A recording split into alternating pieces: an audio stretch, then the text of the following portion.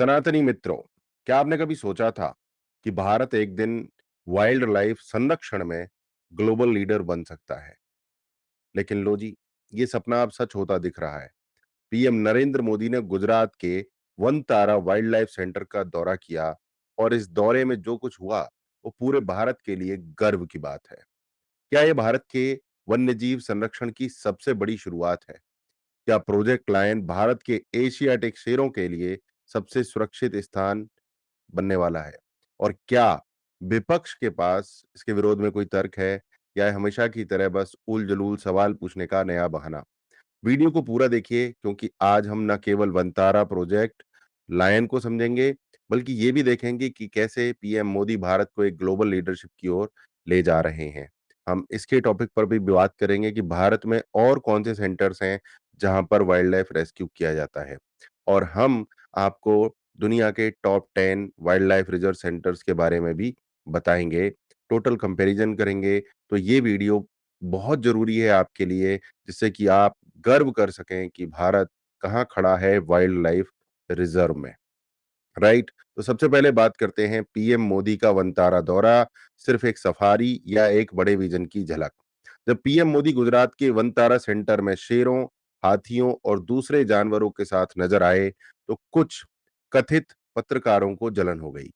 कोई बोला है मोदी जी शेरों के साथ घूम रहे हैं, इससे देश को क्या मिलेगा? कोई बोला ये अंबानी का प्रोजेक्ट है, इसका प्रमोशन मोदी जी कर रहे हैं। और कुछ तो बोले मोदी जी को आम आदमी की समस्या पर ध्यान देना चाहिए। अब भाई यही तो समस्या है।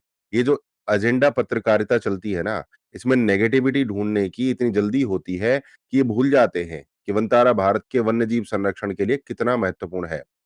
वनतारा क्या है और क्यों इतना खास है? 3000 एकड़ में फैला विश्व का सबसे बड़ा वाइल्ड लाइफ रेस्क्यू और रिहैबिलिटेशन सेंटर है वनतारा। 2000 से अधिक जानवर हैं वनतारा में, जिसमें 43 प्रजातियां तो बहुत ज्यादा अति दुर्लभ वन्यजीव कैटेगरी से आती हैं। 600 एकड़ का डेडिकेटेड एरिया सिर्फ हाथियों के लिए है, जिसमें हाथियों के लिए special therapy, hydro therapy pool और मेडिकल केयर यूनिट भी है हाथियों के लिए। MRI, X-ray, ICU, CT scan जैसी हाई-टेक फैसिलिटीज हैं भैया एनिमल्स के लिए, जो अब तक सिर्फ इंसानियों के लिए देखी जाती थी। ग्लोबल एक्सपर्ट्स के साथ रिसर्च और कंजर्वेशन प्लानिंग हो रही है। ग्लोबल एक्सपर्ट्स के साथ। अब सवाल ये उठता है कि अगर कोई अंबानी परिवार भारत के वन्यजीव संरक्षण में इतना बड़ा योगदान दे रहा है, तो क्या हमें इसकी सराहना नहीं करनी चाहिए? या फिर विपक्ष की तरह हमें भी हमेशा सिर्फ रोना ही रोते रहना चाहिए? अब बात करेंगे प्रोजेक्ट लायन पर। एशियाटिक शेरों के लिए भारत का सबसे बड़ा master stroke. PM Modi Vantara दौरे के दौरान 2,900 करोड़ के प्रोजेक्ट लाइन का भी ऐलान कराए। अभी हमारे यहाँ पर 674 एशियाटिक शेर हैं 2020 की गणना के हिसाब से, और इनकी संख्या धीरे धीरे बढ़ रही है। लेकिन अभी भी इन्हें और संरक्षण की आवश्यकता है। सरकार अब गुजरात में नए लायन सेंचुरीज बनाएगी। इसके लिए सुरक्षित और बड़ा प्राकृतिक आवास तैयार किया जाएगा। साथ ही शेरों की सेहत पर खासा ध्यान दिया जाएगा, ताकि बीमारियों से शेरों की मृत्यु ना हो। 92 नई वाइल्ड लाइफ रेस्क्यू वैन तैयार की जाएंगी, जिससे घायल और बीमार जानवरों को तुरंत मेडिकल हेल्प मिल सके। इको टूरिज्म को बढ़ावा मिलेगा, ताकि लोग इन प्राकृतिक धरोहरों को करीब से देख सकें, और सरकार को इसके लिए फंडिंग भी मिलती रहे। अब जरा सोचिए, अगर पीएम मोदी भारत में शेरों की सुरक्षा और वन्यजीव संरक्षण को इतनी प्राथमिकता दे रहे हैं, तो ये कोई मामूली बात है? ये तो भारत के गौरवशाली इतिहास के पुनर्जागरण की बात है। सनातनी मित्रों, अगर हम पीछे मुड़कर देखें, तो भारत की जंगलों और वन्य जीवों की स्थिति हमेशा से चुनौतीपूर्ण रही है। ब्रिटिश राज में बेतहाशा शिकार और जंगलों की कटाई कटाई हुई, उससे शेरों और बाघों की संख्या को खतरनाक स्तर तक गिरा दिया। 1973 में प्रधानमंत्री इंदिरा गांधी ने भी प्रोजेक्ट टाइगर शुरू किया था, जिससे बाघों की संख्या आज 3000 से ज्यादा हो गई है। अब मोदी प्रोजेक्ट लाइन के जरिए शेरों को बचाने के मिशन पर हैं। ये कोई छोटी बात नहीं है, ये सनातन संस्कृति का पुनरुद्धार है। भारत का भविष्य ग्लोबल वाइल्ड लाइफ कंजर्वेशन में नया लीडर। अगर ये योजना सही तरीके से लागू होती है, तो भारत केवल वन्य जीवों को बचाने वाला देश नहीं होगा, बल्कि पूरी दुनिया के लिए एक मॉडल बनेगा। और हाँ, जिन्हें इसमें कमी दिखाई दे रही है, उन्हें समझ लेना चाहिए कि विकास और संरक्षण साथ-साथ चल सकते हैं। तो दोस्तों आपसे कुछ सवाल पूछना चाहूँगा और उसके बाद मैं आपको बताऊँगा कि भारत में और कौन-से सेंटर हैं, जहाँ पर वाइल्ड लाइफ रेस्क्यू होता है, वाइल्ड लाइफ रिजर्वेशन संरक्षण होता है, कंजर्वेशन होता है और दुनिया के टॉप सेंटर्स के बारे में भी बात करेंगे। तो वीडियो को पूरा देखिए, पर उससे पहले मैं आपके लिए कुछ सवाल दे रहा हूँ। क्या आपको लगता है कि वनतारा और प्रोजेक्ट लायन भारत के लिए गर्व की बात है? क्या पीएम मोदी भारत को वाइल्ड लाइफ और टूरिज्म का ग्लोबल सेंटर बना पाएंगे?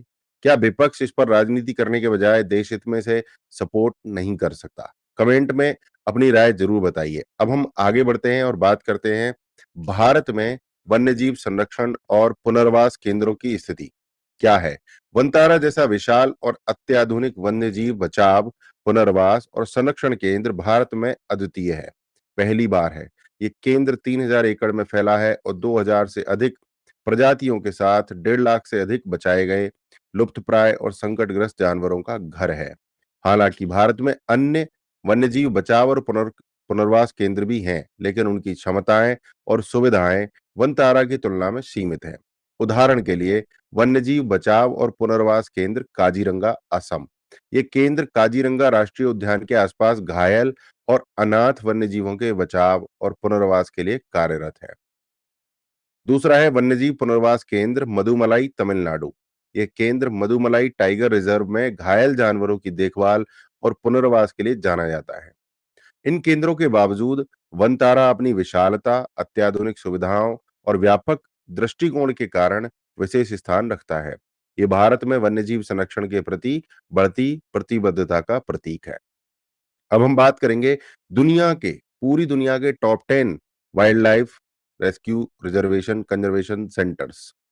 सनातनी मित्रों, जब भी वन्यजीव संरक्षण और जैव विविधता की बात आती है तो भारत में गिर, काजीरंगा, सुंदरवन और रणथंभौर जैसे अद्भुत रिजर्व के लिए हम भारत को जानते हैं। लेकिन क्या आपने सोचा है कि दुनिया के सबसे बेहतरीन वाइल्ड लाइफ रिजर्व कौन-कौन से हैं? आज हम आपको विश्व के 10 सबसे शानदार वन्यजीव अभयारण्यों के बारे में बताएंगे, जहां जीव जंतुओं को प्राकृतिक आवास में देखने का अनूठा अनुभव मिलता है। सबसे नंबर 1 पे आता है सेरेनगेटी नेशनल पार्क, तंजानिया। इसकी खासियत है दुनिया का सबसे प्रसिद्ध सफारी पार्क है। यहाँ हर साल होती है ग्रेट माइग्रेशन, जिसमें लाखों गजेल, ज़ेब्रा, वाइल्ड बीस्ट हजारों किलोमीटर की यात्रा करते हैं। शेर, चीता, हाथी, गैंडा और भैंसे समेत ये बिग 5 का घर कहा जाता है। नंबर 2 पे आता है क्रूगर नेशनल पार्क, दक्षिण अफ्रीका। इसकी खासियत है अफ्रीका का सबसे पुराना और सबसे बड़ा वन्यजीव रिजर्व। ये 2 मिलियन हेक्टेयर में फैला है, जहां पर शेर, तेंदुआ, हाथी, गैंडा और भैंसे देख सकते हैं। यहाँ की नाइट सफारी दुनिया की सबसे रोमांचक सफारी में गिनी जाती है। नंबर 3 पर आता है येलोस्टोन नेशनल पार्क, यूएसए। इसकी खासियत है दुनिया का पहला नेशनल पार्क है। 1872 में ये स्थापित किया गया था। यहाँ मौजूद हैं ग्रिजली बियर, भेड़िए, बाइसन और मूस जैसे दुर्लभ जीव। गर्म पानी के झरने, गीजर्स और झीलें इसे और खूबसूरत बनाते हैं। नंबर 4 पे आता है मसाई मारा नेशनल रिजर्व, केन्या। इसकी खासियत है अफ्रीका की सबसे प्रसिद्ध वाइल्ड लाइफ सफारी। यहाँ शेर, तेंदुआ, चीता और हाथी बड़ी संख्या में देखे जा सकते हैं। हर साल तंजानिया के सेरेनगेटी से यहाँ लाखों जानवर माइग्रेट करते हैं। नंबर 5 पे भारत का आता है काजीरंगा नेशनल पार्क। इसकी खासियत है दुनिया में एक सींग वाले गैंडों की सबसे बड़ी आबादी है यहाँ पर। एशियाई हाथी, बंगाल टाइगर और दुर्लभ पक्षियों का घर है Kaziranga national park. UNESCO world heritage site के रूप में सुरक्षित है। नंबर 6 पे आता है बांदीपुर टाइगर रिजर्व। बड़ी बात यह है कि ये भी भारत में है। इसकी खासियत है भारत में सबसे अधिक बाघों की आबादी वाले पार्कों में से एक है। यहाँ हाथी, तेंदुए, भालू, गौर और दुर्लभ पक्षी भी मिलते हैं। कर्नाटक, तमिलनाडु और केरल के जंगलों से ये जुड़ा हुआ है बांदीपुर टाइगर रिजर्व। नंबर 7 पे आता है Torres del Paine National Park, chilli.